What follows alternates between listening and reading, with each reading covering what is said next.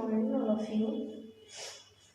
आज हम BSc first year के यूनिट 3 स्टार्ट करेंगे एस ब्लॉक एलिमेंट्स। इससे पहले मैंने आपको सैमसंग यूजर वाली यूनिट 2 करवा दी है, तो आप हमारी नई यूनिट एस ब्लॉक एलिमेंट्स। तो किसी भी यूनिट स्टार्ट करने से पहले हम उसका इंट्रोडक्शन देखते हैं कि जो हमारा एस ब्लॉक है, एस ब्लॉक किसे कहते हैं और ये आवर्त सारणी में कौन सा स्थान रखता है। और किस आधार पर हम कहते हैं कि ये एस ब्लॉक एलिमेंट्स होंगे या पी ब्लॉक एलिमेंट्स होंगे, डी ब्लॉक एलिमेंट्स होंगे एंड एफ ब्लॉक एलिमेंट्स होंगे। तो हमारे लिए लाइन दी गई है कि तत्वों में अंतिम इलेक्ट्रॉन जिस कक्षक में प्रवेश करता है उस आधार पर आवर्त सारणी को S block elements, P block, D या एफ खंडों में विभाजित किया गया है। तत्वों में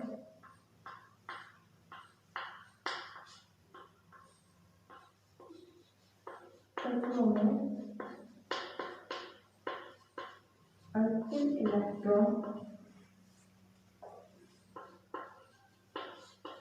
जिस कक्षक में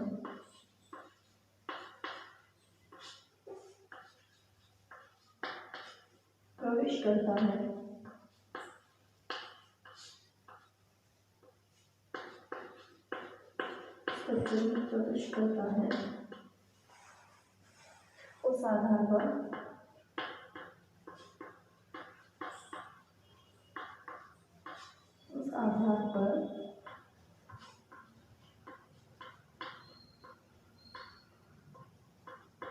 आवर्त सारणी में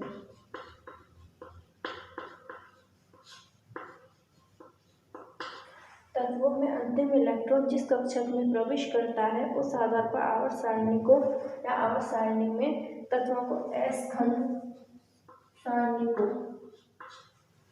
एस खंड, S block, P block, D block and F block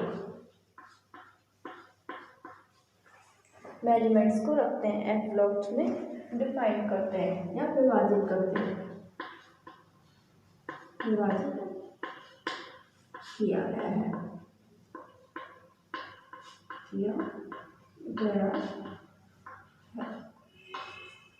तत्वों में अंतिम इलेक्ट्रॉन जिस कक्षक में प्रवेश करता है उस आधार पर आवर्त सारणी को एस, पी, डी या एफ ब्लॉक में विभाजित किया गया है। तो हम आवर्त सारणी की बात करते हैं कि आवर्त सारणी में क्या क्या पोजीशन है, एस ब्लॉक एलिमेंट्स की, एस एफ की, पी की या डी ब्लॉक की क्या क्या पोजीशन है। अब हम सबसे पहले आवर्त सारणी बनाते हैं हमारी।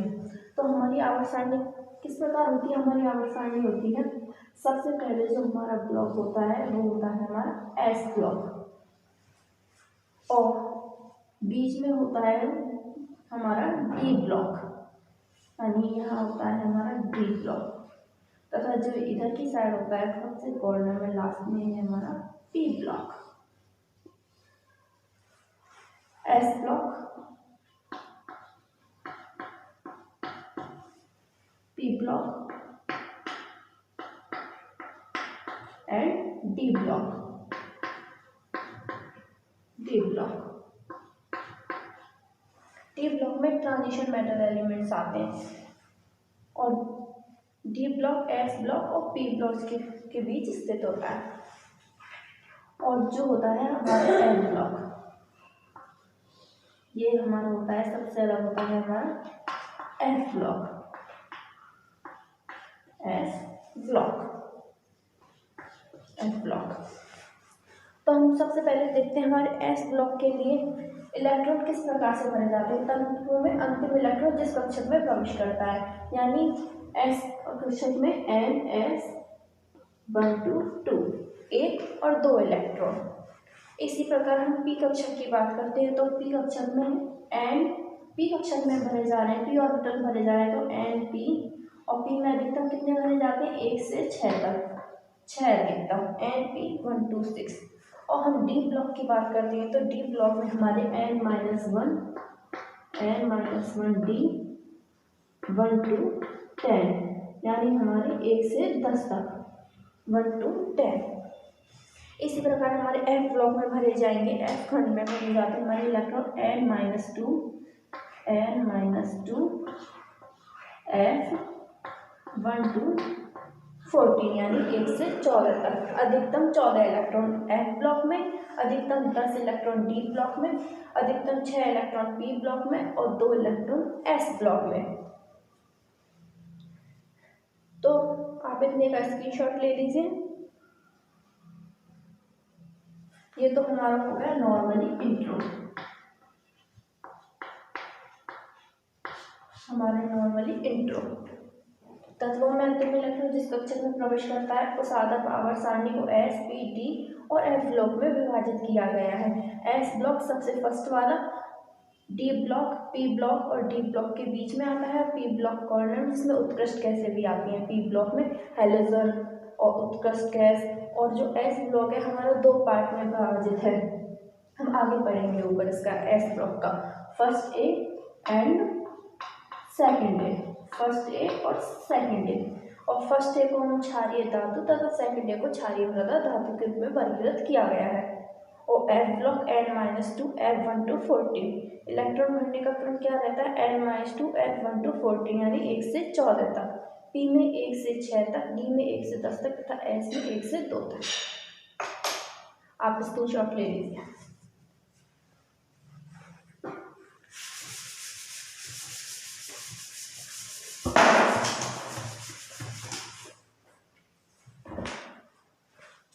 अब हम बात करेंगे सबसे पहले S ब्लॉक एलिमेंट्स की। S ब्लॉक के फर्स्ट ए की बात करते हैं। तो फर्स्ट ए में कौन कौन से एलिमेंट आते हैं? यानी क्षारीय धातु, क्षारीय धातु। और सेकंड में क्षारीय मृदा धातु, सेकंड में क्षारीय मृदा धातु, क्षारीय मृदा धातु। तो ये हो गए हमारे एलिमेंट्स। लिथियम फर्स्ट यानी क्षारीय धातु, lithium, sodium, potassium, rubidium, caesium and francium. और beryllium, magnesium, calcium, strontium, barium and radium.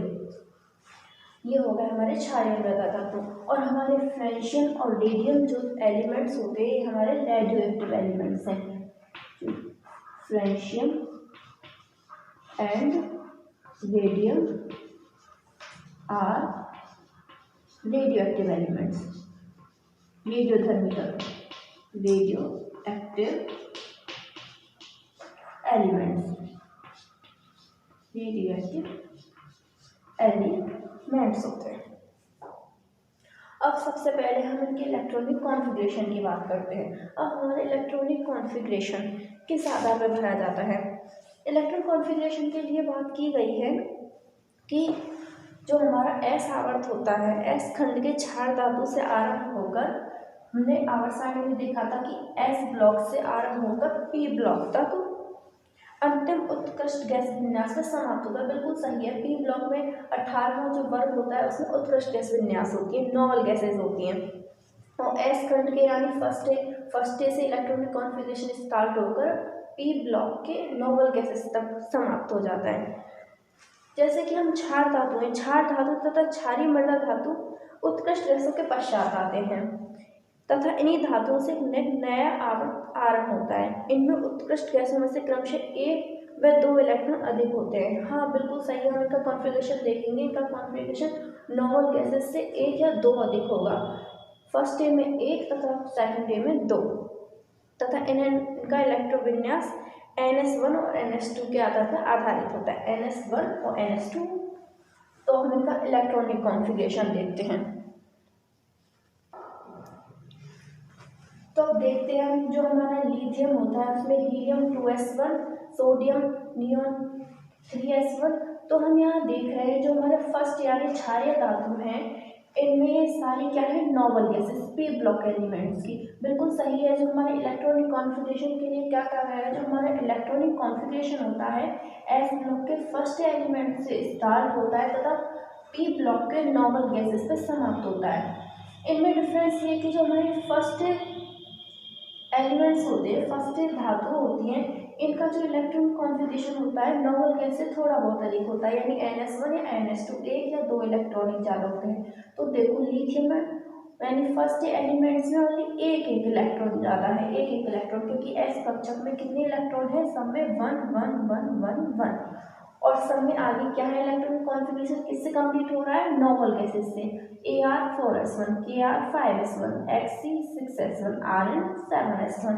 अब हम सेकेंडरी क्षारीय मृदा धातु की बात करते हैं, तो beryllium helium 2s2, Ne3s2, Ar4s2, Kr5s2, Xc6s2, Rn 7s2।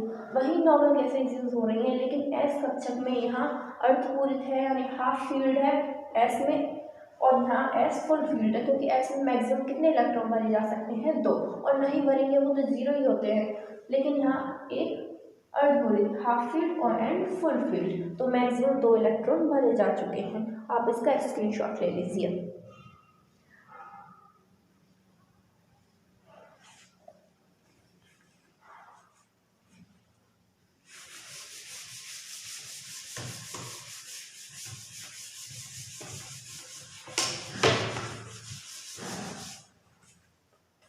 अब हम बात करेंगे हमारी, मैं आपको एक इंडेक्स बना के बता रही हूँ, इस इंडेक्स में 2-3 टॉपिक एक साथ आ जाएंगे।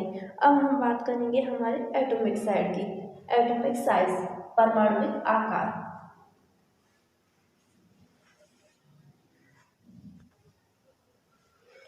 अब हम बात करते हैं हमारे परमाणुविक आकार की यानी एटॉमिक साइज की।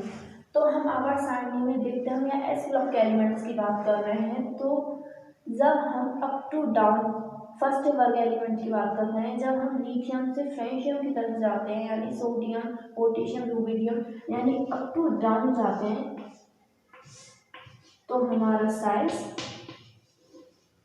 डिक्रीज होता है, सॉरी साइज इंक्रीज होता है, यानी साइज बढ़ता है।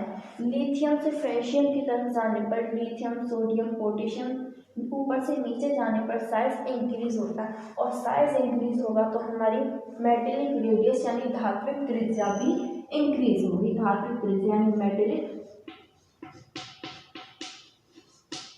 मेटेलिक रेडियस भी इंक्रीज होगी। जब साइज बड़ा होगा तो हमारी मेटेलिक रेडियस भी इंक्रीज होगी, यानी कि हम कह सकते हैं कि हमारे फर्स्ट वर्ग एलिमेंट्स में लिथियम का साइज सोडियम से छोटा है, पोटेशियम से छोटा है, इसलिए अप टू डाउन जाने पर साइज बढ़ता है और मेटेलिक रेडियाई इंक्रीज होती हैं। इसी प्रकार हम बात करेंगे हमारे सेकेंडरी यानी क्षारीय मृदा धातु एलिमेंट्स की।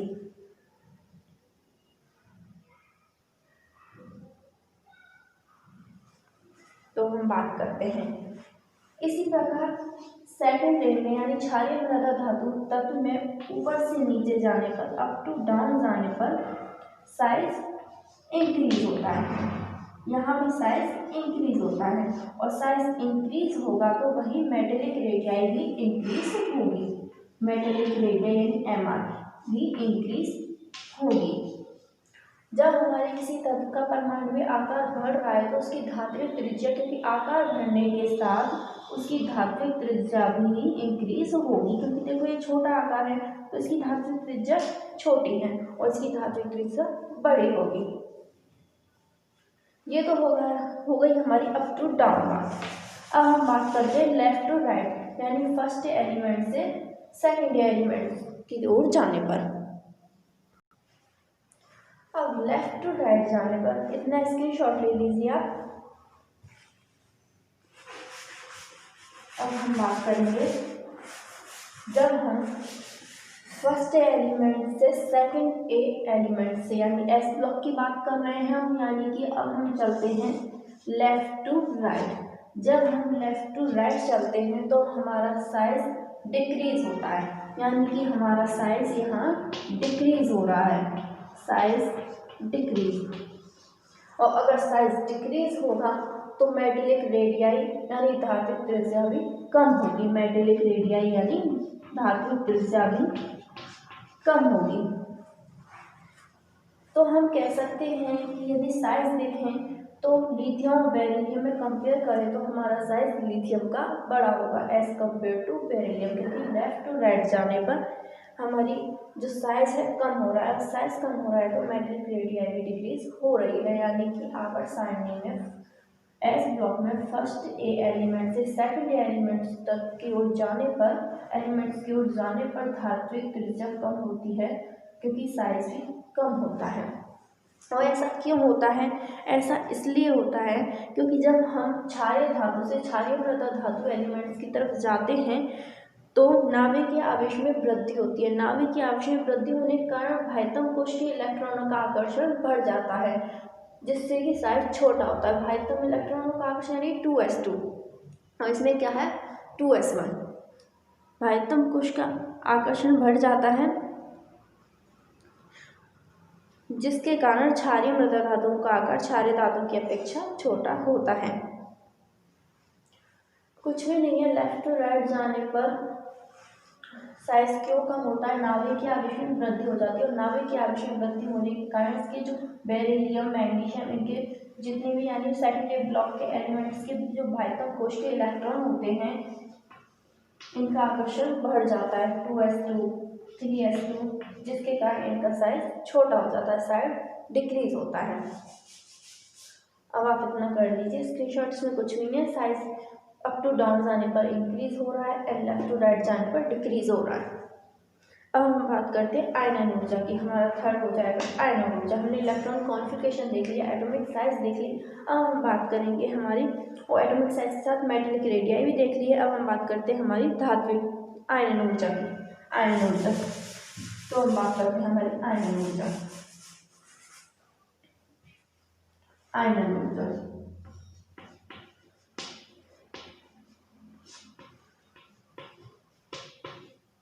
आयनन ऊर्जा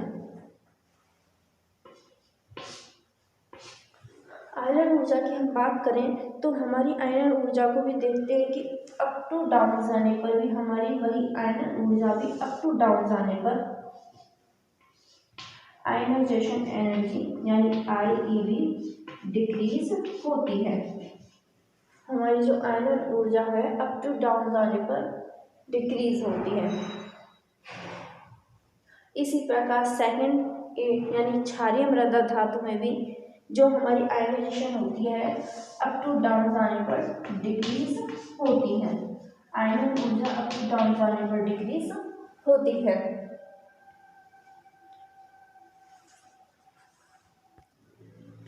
इसी प्रकार हमारी होती है विद्युत तीव्रता।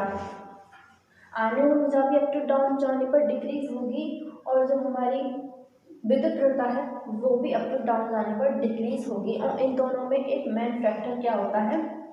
परमाणु आकार यानी एटॉमिक साइज।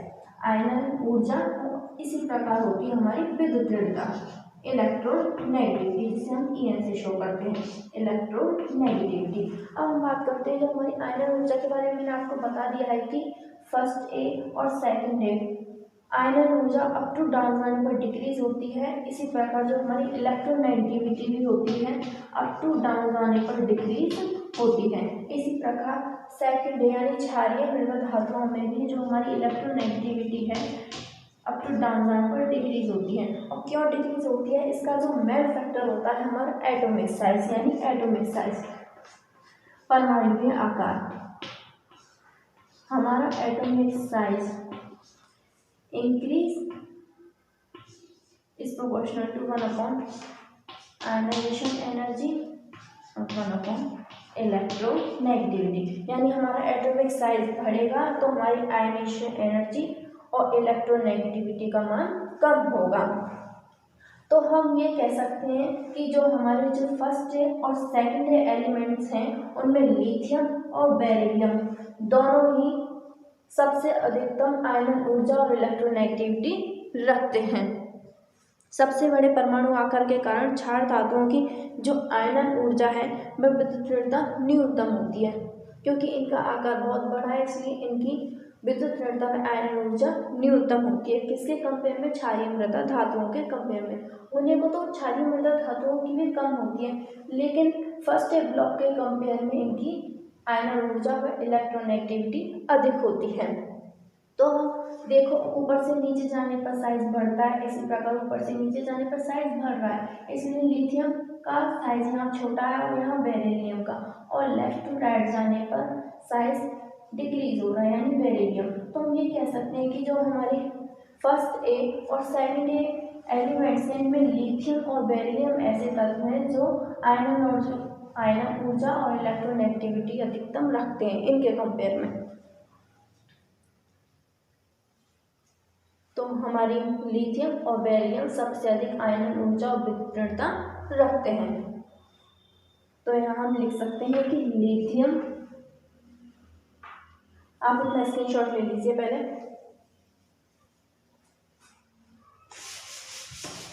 और हम यहाँ कह सकते हैं क्योंकि लिथियम एंड बेरिलियम का आकार छोटा है, इसलिए ये यानी लिथियम और बेरिलियम,